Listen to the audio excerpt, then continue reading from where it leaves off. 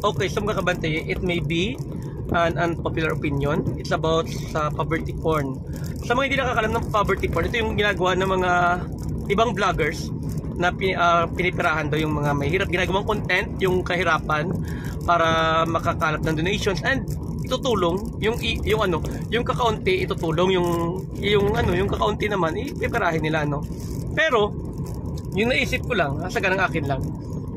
Ano yung pinagkaiba ng ginagawa ng mga vloggers na ito sa ginagawa ni Willie Revillame, sa ginagawa ng TVJ, ng Itbulaga? Hindi ba nangangalap din sila ng mga sponsors and then nag-i-interview din sila ng mga may hirap, ng mga malulungkot na istorya, and then yun yung tutulungan nila? So bakit pag vloggers ang gumawa?